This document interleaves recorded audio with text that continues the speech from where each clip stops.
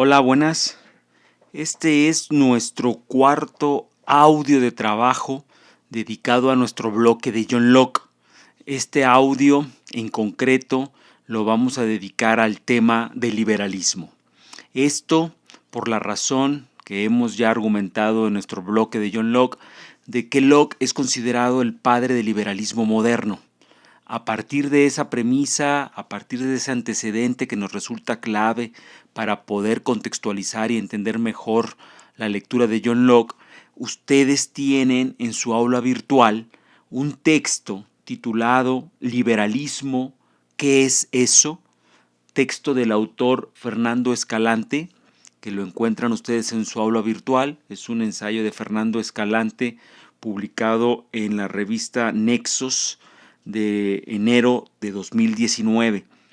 Ese texto que tienen ustedes ahí, como hemos comentado en nuestras clases, sirve como una introducción para visualizar un ABC mínimo de lo que es el liberalismo.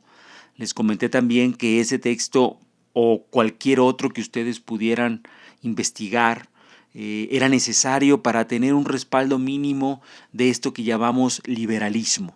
Cuando decimos que John Locke es el padre del liberalismo, pues resulta muy importante que ustedes sepan a qué es a lo que nos estamos refiriendo cuando decimos que John Locke es este fundador del pensamiento liberal. Para eso es ese texto que tienen ustedes de Fernando Escalante, y en la sesión de hoy lo que voy a hacer es ofrecer una guía de lectura sobre el texto de Escalante.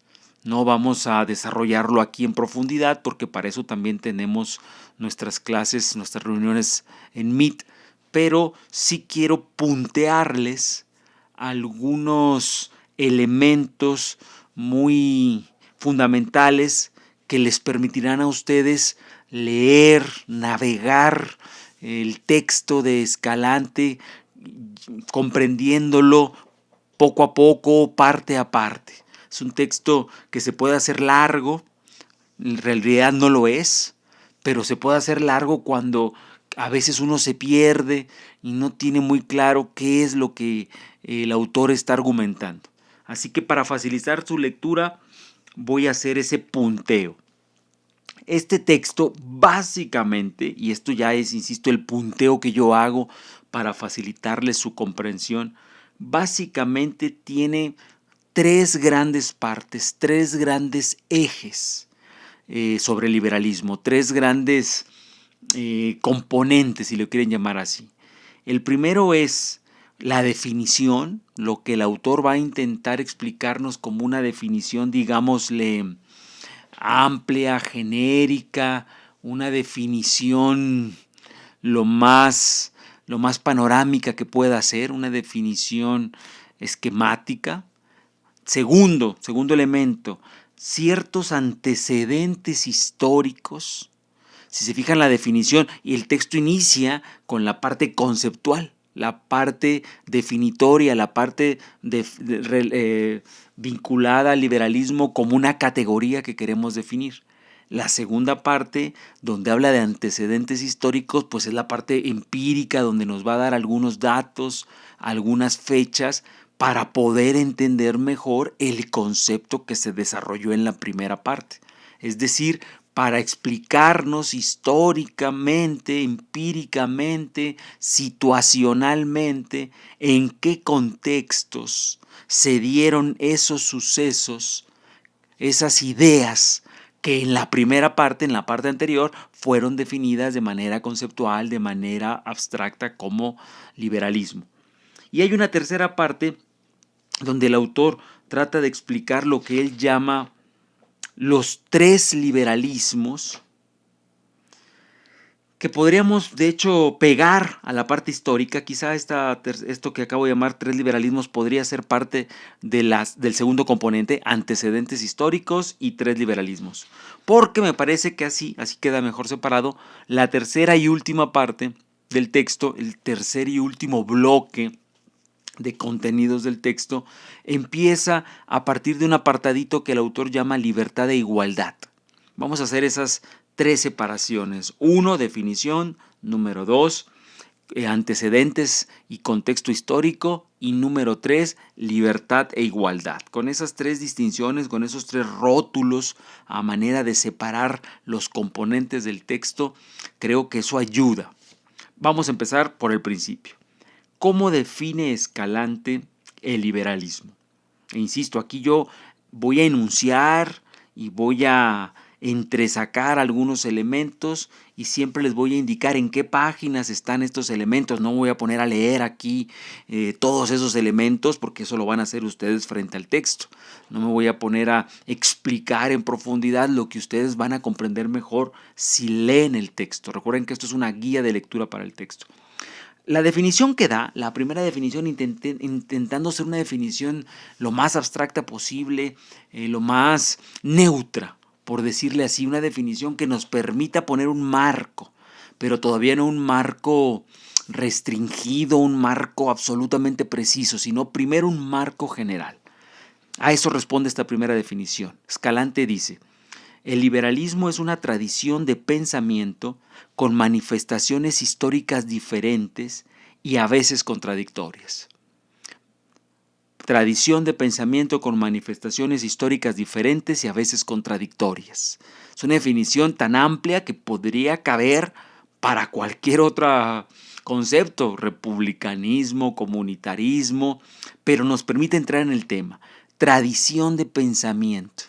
Pero dentro de esa tradición de pensamiento hay variantes, distintas manifestaciones históricas.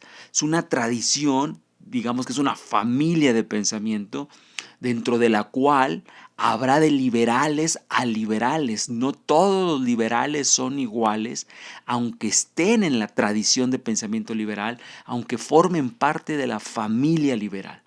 Porque hay manifestaciones históricas diferentes e incluso, dice Escalante, a veces contradictorias, que es algo más que diferente. ¿De acuerdo? Entonces, esa es una definición que es útil para tener claro, el liberalismo no es un concepto cerrado, unívoco, homogéneo, es una tradición de pensamiento y al ser una tradición, un marco, dentro de esa tradición puede haber diferencias y hasta contradicciones. Ahora, esa tradición, por supuesto, tiene algunos ejes centrales, como cuáles. Aquí viene uno de los ejes más importantes. La preocupación por ampliar, defender y garantizar las libertades individuales. Una tradición de pensamiento preocupada entonces por ampliar, defender y garantizar las libertades individuales. Inmediatamente hay que preguntarse, ampliar, defender y garantizar las libertades individuales ¿ante qué? ¿Contra qué? Respuesta. Y esta respuesta es un segundo eje muy importante. Contra el poder. El poder que el liberalismo puede ubicar como un poder básicamente político, también lo ubicó en su momento como un poder religioso, básicamente un poder intrusivo, arbitrario, que si no se le controla, si no se le limita, puede evitar ampliar, defender y garantizar las libertades. Es decir, puede devorar las libertades, puede deformarlas, puede controlarlas, someterlas.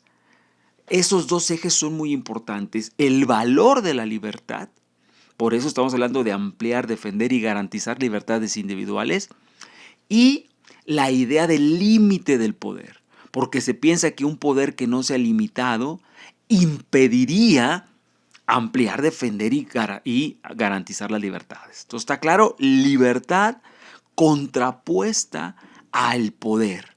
Un poder que se limite permite más libertad. Ese es un núcleo analítico muy importante del liberalismo. Ahora, cuando decimos ampliar, defender y garantizar libertades individuales, otro tema que toca Escalante que es muy interesante es que hay que discutir de qué libertades hablamos. Porque no son lo mismo las libertades económicas, las políticas, las civiles, las culturales podríamos agregar. Y en función de qué tipo de libertades estamos hablando, de ¿Cuál estamos hablando? ¿Ampliar libertad, garantizar? ¿De todas? ¿De alguna? ¿De una sí? ¿De una no? En función de eso se dan distintos tipos de liberalismo. Porque para algunos liberalismos, cuando piensan en esta defensa, están pensando en libertades políticas. Pero algunos otros están pensando en las económicas. Y muchas veces entre las económicas, las políticas, las civiles y las culturales, hay contraposiciones, hay las contradicciones que se advirtió en la definición original. Entonces, dependiendo de qué son las libertades, cuáles son las libertades que se van a defender contra el poder, estamos hablando de diferentes tipos de liberalismo. Alguien puede ser liberal en lo económico, pero no liberal en lo político. Alguien puede ser liberal en lo cultural y sin embargo no ser liberal en lo político. O alguien puede ser liberal en lo económico, pero no liberal, es decir, conservador en lo cultural. Por eso no hablamos de el liberalismo, como si fuera una sola forma de pensamiento, sino hablamos del liberalismo como una tradición donde hay diferentes tipos, diferentes modos de liberalismo. El liberalismo se define en primer lugar frente a la autoridad política. Eso es una idea que ya lo dijimos antes, porque es la idea de la libertad que implica intentar regular la autoridad política. Solo les menciono que esto está en la página 46. En los términos del liberalismo clásico, la actividad del Estado debería reducirse a las funciones mínimas de seguridad y justicia. Aquí empezamos con otro tema muy interesante. El liberalismo comparte la idea de que la libertad se debe definir frente a la autoridad, contra la autoridad, si lo quieren decir. Ahora, la pregunta es, ¿qué papel va a tener entonces la autoridad? Porque la autoridad, es decir, el poder político, el poder estatal, no lo vamos a desaparecer. El liberalismo no lo quiere desaparecer, lo quiere reducir, lo quiere controlar. La pregunta para los liberales es, ¿hasta qué grado va a ser esa regulación, esa disminución, ese debilitamiento del poder político? Los liberales clásicos, y ahorita vamos a ver la diferencia entre clásicos y no clásicos, los liberales clásicos del siglo XVIII van a plantear que la reducción del Estado debe ser tan amplia, que al Estado solo se le deben dejar las funciones mínimas de seguridad y justicia. Alguien tiene que encargarse de la seguridad civil, del orden interno, de si hay algún conflicto entre particulares, pues de destrabar el conflicto entre particulares. Alguien se tiene que encargar de administrar justicia. Esas funciones, pero solo esas, para el liberalismo clásico dependerían del Estado. Ahorita, insisto, más adelante vamos a ver cómo esa propuesta, hay que entenderla liberal clásica, que consiste en reservar al Estado las menores funciones posibles, en este caso la seguridad y la justicia. Esa es una posición dentro del liberalismo, pero no es la única. Vamos a ver más adelante cómo hay otras posiciones.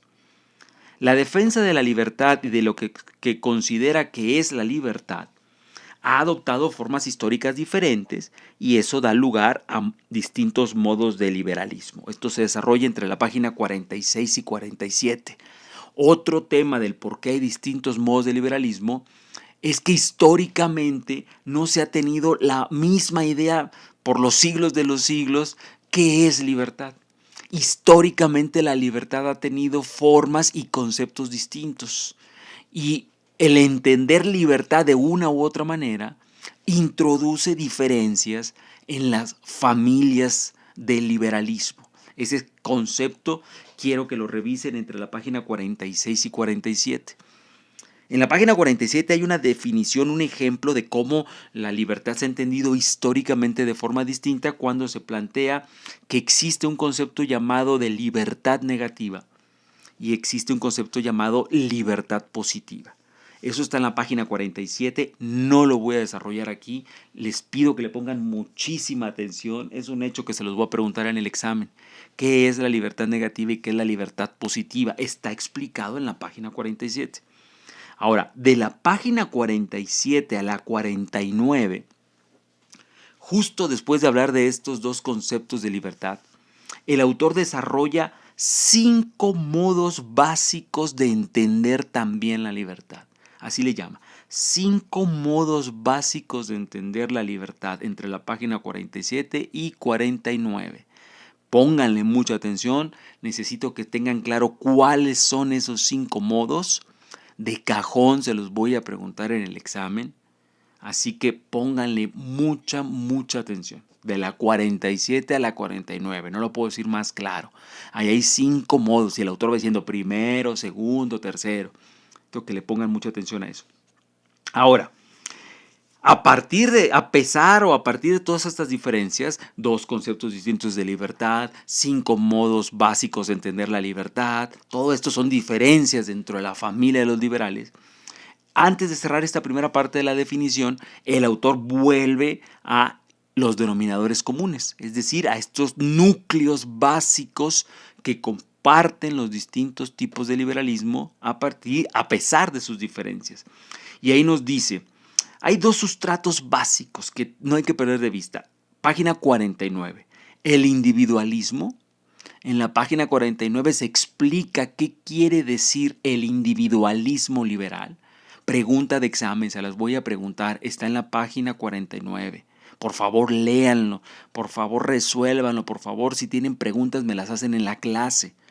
Va a ser una pregunta de examen, ¿qué es el individualismo liberal? Y segundo núcleo, convicción de que los seres humanos son racionales, que tienen capacidad para tomar decisiones razonables que mejor contribuyen a su propio bienestar. Esa convicción de que los seres humanos son los mejores jueces de su propia vida, que son los seres humanos los que deben elegir lo que quieren hacer en su vida, es clave en el liberalismo. No son las familias, no son los grupos, no son las comunidades, no son las religiones, no son los gremios, no son las corporaciones, no son las familias. El liberalismo piensa que la familia es el primer grupo que puede, porque tiene la capacidad de restringir la libertad del individuo. Que el primer grupo del que la libertad de los individuos debe verse protegido, que el primer grupo contra el que hay que proteger, ampliar y defender las garantías de las libertades individuales, ese primer grupo que puede ser tremendamente opresor contra el individuo, es la familia. Estamos hablando de papá, estamos hablando de mamá, estamos hablando de tíos, abuelas, y estamos hablando, porque por eso el liberalismo tiene mucha fuerza, estamos hablando de la experiencia de seguramente de todos y cada uno de ustedes, de todos y cada uno de nosotros. En la familia hay muchísimas fuerzas que están ahí dispuestas para evitar que cada quien elija lo que quiera. Quiero hacer esto, no, tú no lo puedes hacer. ¿Por qué? Porque tú no sabes lo que quieres, porque tú no sabes lo que es mejor para ti, porque mientras vivas en esta casa, acá se hace lo que yo digo. ¿Le suena acaso eso familiar?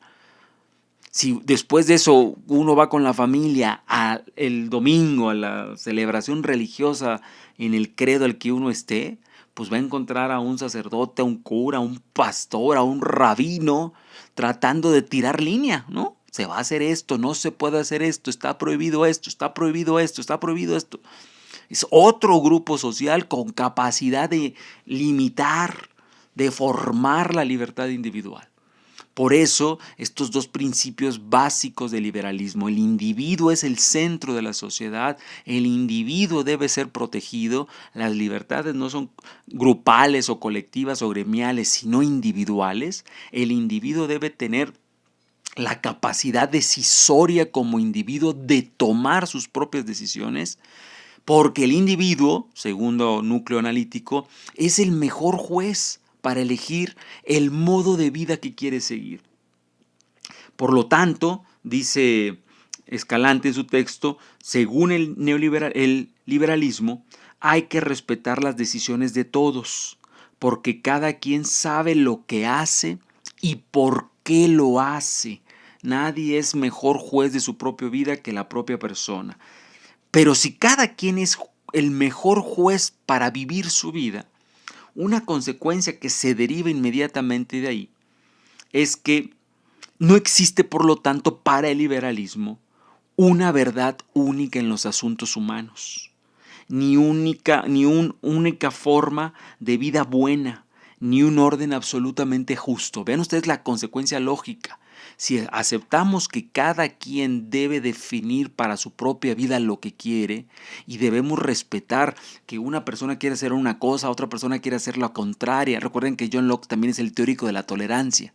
Una persona quiere estudiar ciencia política, otra persona quiere ser futbolista, otra persona quiere ser cantante en la Academia de TV Azteca, otra persona quiere hacer lo que le pegue la gana, ser un vago profesional. El liberalismo dirá, está bien, todo está bien, todas esas opciones de vida está bien siempre y cuando sean opciones de vida individualmente elegidas.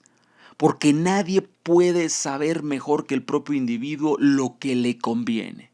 Si aceptamos eso, que cada cabeza es un mundo y que cada cabeza tiene el derecho entonces a hacer lo que le corresponde, tenemos que entonces aceptar que como consecuencia no puede haber un modelo de vida único, superior, ejemplar, que digamos, no, todo mundo tenemos que seguir esa escala de valores, ejemplar, modélica, porque acabamos de decir justo lo contrario.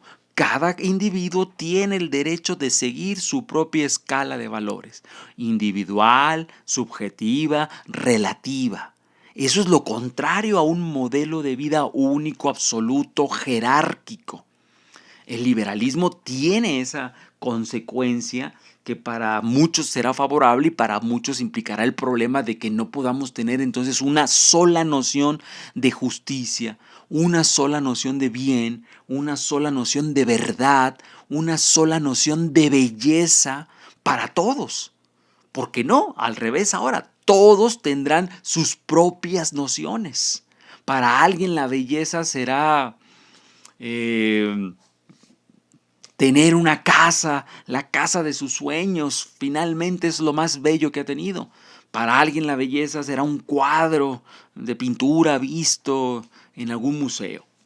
Ese es una consecuencia, por lo tanto, de la libertad individual para definir sus propios valores. Muy bien. Después de esto, ustedes van a observar en la segunda parte, y aquí me voy más rápido porque son datos históricos que simplemente quiero que vean, van a encontrar cómo el liberalismo está relacionado, esto ya lo vimos en clase, con la Revolución Gloriosa de 1688 en Inglaterra, que le pone límites al poder monárquico. Esto ya lo vimos, aquí me voy muy rápido. Después se enuncia cómo en 1812 en la Constitución de Cádiz los liberales se dan a sí mismo ese nombre y precisamente siguiendo esta tradición son liberales porque declaran estar a favor de un poder moderado, de una monarquía ya no constitucional, ya no absoluta, sino una monarquía constitucional. Acuérdense de esa oposición que ya la vimos en clase. Monarquía absoluta se ve limitada, se ve regulada, se ve controlada por el Parlamento y eso da lugar a la monarquía constitucional. Después hay otro punto que se desarrolla en la página 50 y que quiero que le pongan muchísimo atención. ¿Cuál es la relación orgánica que se da entre el derecho y la política? Esa relación orgánica que plantea el autor se desarrolla entre la página 50 y la 51. ¿Por qué bajo esa relación orgánica para los liberales el derecho debe de poner límites a la autoridad? Es decir, el derecho debe regular, limitar la política. Cuando hablamos de autoridad estamos hablando de autoridad política, estamos hablando de poder soberano. ¿Por qué el derecho pone límites a la autoridad y así define los márgenes de libertad personal? Es una pregunta que les voy a hacer en el examen, cuya respuesta está entre la página 50 y 51. Solo son 2 cuartillas. ¿Por qué el derecho pone límites a la autoridad política? Y al así hacerlo, define los márgenes de libertad individual. Última pregunta de este texto, con esto cierro, no la voy a desarrollar, solo se las voy a enunciar la pregunta. y es lo siguiente: ¿cuáles son los tres tipos, las tres clases, digámosle así, tres clases de liberalismos que el autor desarrolla entre la página 51 y la página 353? Casi diríamos, para hacerlas más fácil la pregunta, las tres nacionalidades de liberalismos que el autor desarrolla entre la página 51 y en la página 53.